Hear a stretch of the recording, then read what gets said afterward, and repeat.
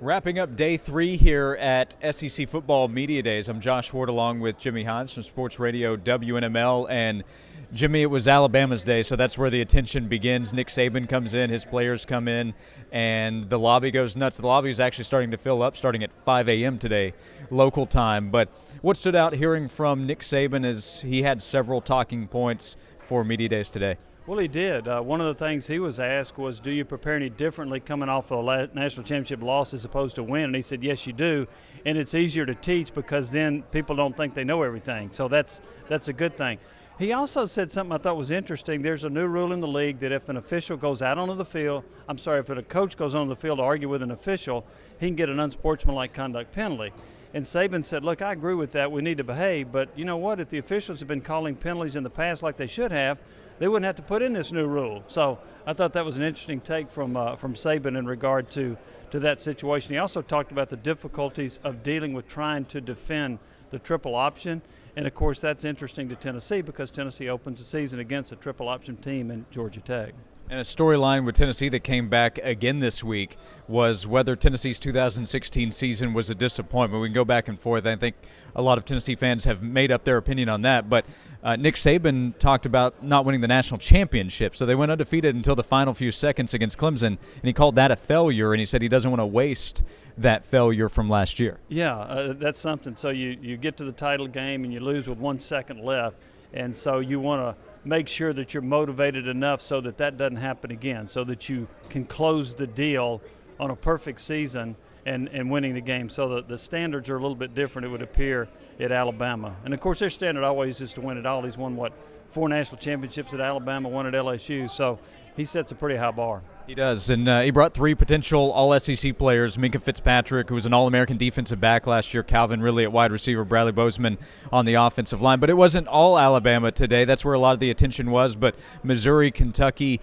and Texas A&M were here. And we'll start with Missouri. Drew Lock, he is a guy that's thrown for a lot of yardage. I think needs to improve, but what quarterback doesn't really in the SEC? Everybody does, but he has talent. He has some talent around him on offense. He has some skill help there as well in the backfield and at wide receiver, and Drew Lock's very confident in what he can do for Missouri's offense this year. Well, he is. He threw for well over 3,300 yards, and he thinks that he's one of the most underrated quarterbacks in the league. The one thing he's got to do, though, a lot of his yards, a lot of his touchdowns came against teams that weren't very good.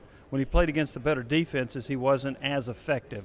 And so that's another step he has to take. But I do like his weapons. Demario Crockett, who ran for over 1,000 yards as a true freshman last year, now weighs 230. He's put on some weight. There's another good running back in Ish Whittier. There are a couple of really good receivers led by Jamon Moore. So I think Missouri's going to have one of the 3 or 4 best offenses in the SEC this year. We thought Kentucky's offense might have a quarterback competition. It looks like we might not see a quarterback competition in Lexington. As of today, we know that there's not supposed to be one because Steve Johnson said, I've been told I'm the starting quarterback, and then Kentucky's coach Stoop went in there and he said, yep, Steve Johnson's a quarterback. He took over when there was an injury to Barker. So when he took over, he led the team to a 5-4 season.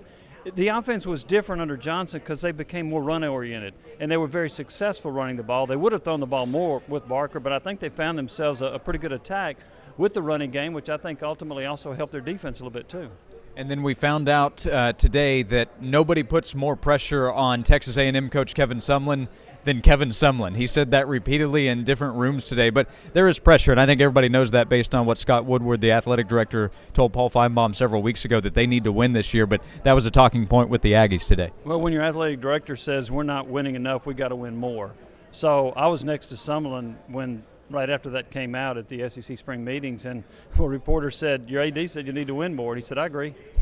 Well, what are you going to say? No, we don't. 8's good enough. What's he talking about? So, yeah, they do need to win more. And it's kind of a mystery that they've gotten off to such really good starts at Texas A&M and floundered the second half of the year. I don't know why. But now some people would argue, well, the schedule gets a little bit tougher. But still, the second half of the year, they've been losing to teams they should be beating also. So that's been a bit of a mystery there. But he has won at least 8 games every year he's been at A&M. But they expect more, and I understand that. With the state, with the kind of talent they have, with the money they put into the Kyle Field, the facilities, they probably should win more than they do.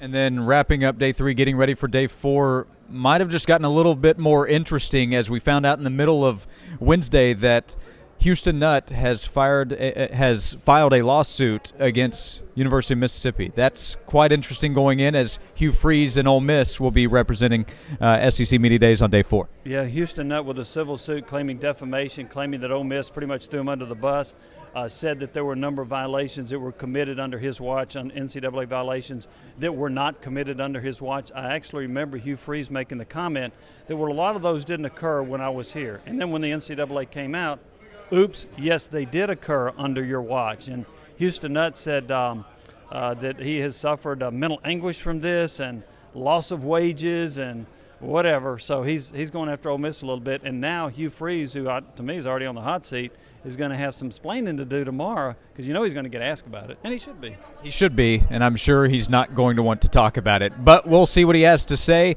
as day 4 is coming up of SEC Football Media Days. 3 days now behind us. Remember, check out all of the coverage at sportsradiownml.com. Make sure you have the WNML app powered by Fieldhouse Social ready to go, because you check out the podcast section. You can find all of our interviews and press conference. All of the audio is there, and we'll have day 4 coverage for you all day long, FM 99.1, AM 990, and again online, sportsradiownml.com. Thank you for being with us here today.